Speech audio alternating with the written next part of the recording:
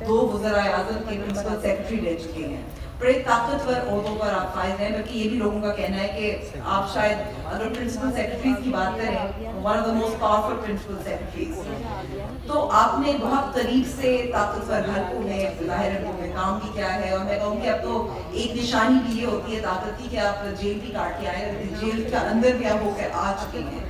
तो आपकी नज़र में पाकिस्तान की ये जो इकोनॉमिक विजन है, ये जो दलदल की हम बात करें, फैसला कुल मरने की बात हो रही है, इससे निकलने का क्या आपकी नजर में रास्ता है? What is your vision? शुक्रिया अंबर। बिस्मिल्लाहिर्रहमानिर्रहीम। देखिए, कहने तो इसके बारे में बहुत सी बातें की जा सकती हैं और कहीं से भी शुरू किया जा सकता है। मैं नहीं चाहता कि मैं इस तफसील में जाऊं कि मईशत की दलदल कहाँ से शुरू होती है और कहाँ पे ख़त्म होती है, क्योंकि मेरे ख्याल में एक इन्फॉर्म्ड ऑडियंस है और तकरीबन सबको बहुत अच्छी तरह अंदाज़ा है। लेकिन ये निकला कैसे जा सकता है उसके बारे में मेरा बड़ा कंसिडर्ड व्यू ये है कि निकला उस वक्त जा सकता है जब हमें ये एहसास हो जाएगा कि हमें इससे बाहर निकलना है, और दूसरा उस एहसास का हिस्सा ये होगा कि हमने खुद उससे बाहर निकलना है, कोई और हमें उठा के बाहर नहीं निकालेगा। ये पहली बुनियादी बात है। और जिस दिन हमें इस चीज़ का एहसास हो गया तो शायद फिर उस दिन हम ये तज्जिया शुरू करेंगे कि ये मईशत की इस दलदल में यहाँ तक पहुँचने की वजूहात क्या हैं और उन वजूहात से निपटा कैसे जा सकता है।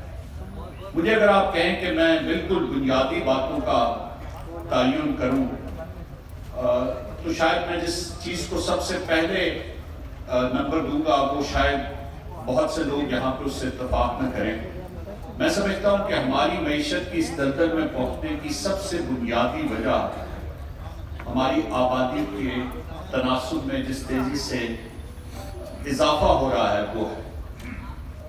ये एक अलग बात है और उस पर बाद में आते हैं कि हमारी टैक्सेशन का तनासुब क्या है, हम टैक्स वसूल करते हैं या नहीं करते हैं, हमारे हुकूमती निज़ाम की कमजोरियाँ क्या हैं, हमारा ब्यूरोक्रेसी का ढांचा कितना खराब है। ये सारे फैक्टर्स हैं। हमारी सियासी जमातों के पास कोई प्रोग्राम नहीं है, कोई मंशूर नहीं है, उनके सामने कोई तयशुदा रास्ता नहीं है जिस पर उन्होंने चल के, नारे बहुत हैं, स्लोगन्स बहुत हैं, पिछले कई दहाइयों से हम सुनते चले आ रहे हैं। हमारे यहाँ पे पॉलिटिकल स्टेबिलिटी नहीं है, किसी को हम अकाउंटेबल नहीं कर सकते क्योंकि हर एक के पास ये तज्जिया होता है कि मुझे अगर वक्त पूरा करने दिया जाता तो मैंने तो ये काम मुकम्मल कर दिया। ये सारी बातें अपनी जगह है, लेकिन जो बुनियादी बात है कि अगर हम कभी ये सोचें कि ये 3% से ज्यादा का औसत इजाफा आबादी में, क्या कोई वसाइल में इस तेजी से तरक्की हो सकती है कि वो आबादी में इजाफे की इस रफ्तार को सपोर्ट कर सके? तो मैं समझता हूँ कि नहीं हो सकता। और पूरी दुनिया से अगर हम यूनिवर्सल इस पे अपनी अप्रिसिएशन देंगे तो हमें यही कहा जाएगा कि नहीं, अगर आपकी आबादी में इजाफे का तनासुब इसी एतबार से बरकरार रहा तो चाहे आप जो कुछ मर्जी कर लें, आप इस दलदल से बाहर नहीं आ सकते। तो पहला तो मेरे ख्याल में रास्ता ये है कि हम इस बात का एहसास करें, और ये बात जिसके ऊपर बात करते हुए भी लोग डरते हैं, हुकूमतें डरती हैं। आप यकीन माने हमारा जो प्रोग्राम है आबादी की रफ्तार को रोकने का, वो इतना माजरत ख्वाहाना प्रोग्राम है कि हुकूमतों में बस एक छोटा सा सूबाई और वफाकी सतह पे एक प्रोग्राम छोड़ के, और उसको भी नॉर्मली डोनर फंडिंग से ही चलाया जाता है। हुकूमत खुद उसके लिए कोई वसाइल जो है वो मुहैया करते हुए भी डरती है। दूसरा मैं समझता हूँ कि जब हमारा जो बुनियादी मसला है वो है हमारा ब्यूरोक्रेसी का निज़ाम, और वो ब्यूरोक्रेसी का ढांचा एक ऐसा है जो अभी तक 19वीं सदी के अवाइल में खड़ा है, जब अंग्रेज ने इसको इस मुल्क में इंट्रोड्यूस किया था, और अभी तक उसके उसूल भी वही हैं। उन्हीं उसूलों पे वो काम करने की कोशिश कर रहा है जो उस वक्त उसके सामने रखे गए थे, लेकिन दुनिया बहुत आगे आ चुकी है। अब इस पे अगर आगे चल के आप बात करेंगे तो मैं ज्यादा तफसील से बात करूंगा। तीसरी चीज मैं समझता हूं कि हमारा टैक्सेशन का निज़ाम है। मैंने कुछ दिन पहले भी कहा था कि जब भी बात होती है तो ये कहा जाता है कि हमने अपने टैक्स की जो शरह है, टैक्स टू जीडीपी रेशो है, उसको 8% से बढ़ा के 15 या 18% तक लेके जाना है।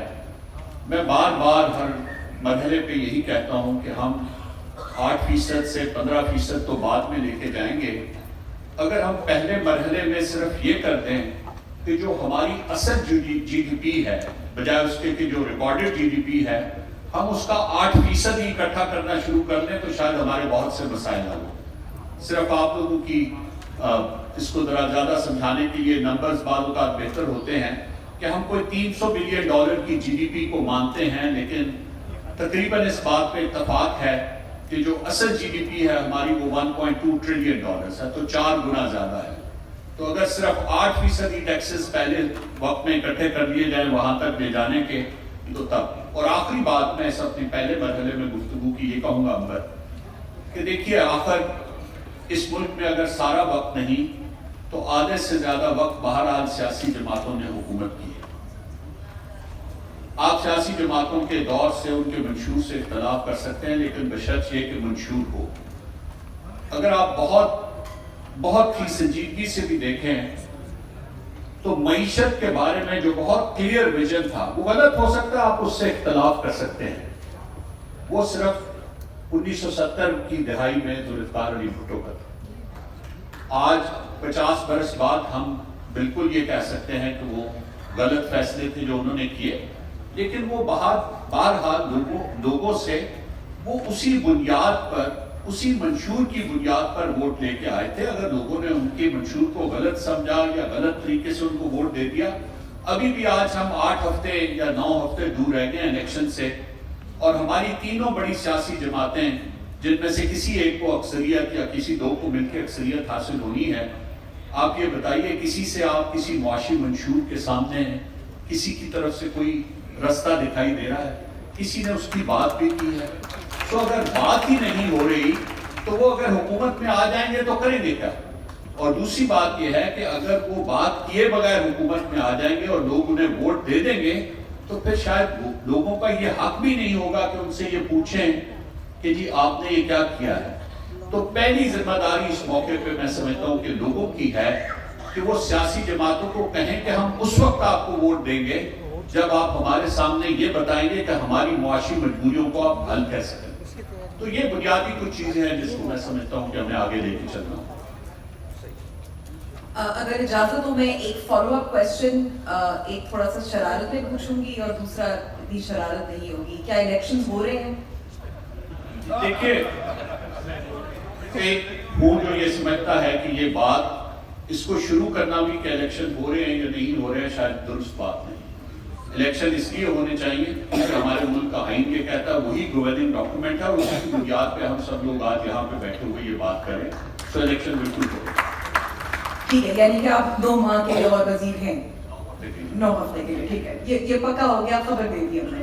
اچھا، جو ایک سنجیدہ سوال ہے کہ کیونکہ آپ 2 وزیر اعظم کے ساتھ کام کر چکے ہیں اور کئی سال کام کیا ہے، آپ نے جو سیاسی جماعتوں پر تنقید کی ہے، براہ راست آپ نے کبھی نہ میاں نواز شریف کے خلاف نہ شاہد خاقان نوازی صاحب کے خلاف کوئی بیان تو دیا ہے، لیکن یہ جو ہم دلدل کی بات کر رہے ہیں، جو آپ نے جن مسائل کی نشاندہی کی ہے، یعنی کہ بیوروکریسی کے ریفارمز ہو گئے، tax to G D P ratio کی بات آپ نے کی، اور سب سے اہم بات جو آبادی کا تناسب ہے یا آبادی کو کنٹرول کرنے کی بات کی، یہ تب کیوں نہیں کر پائے؟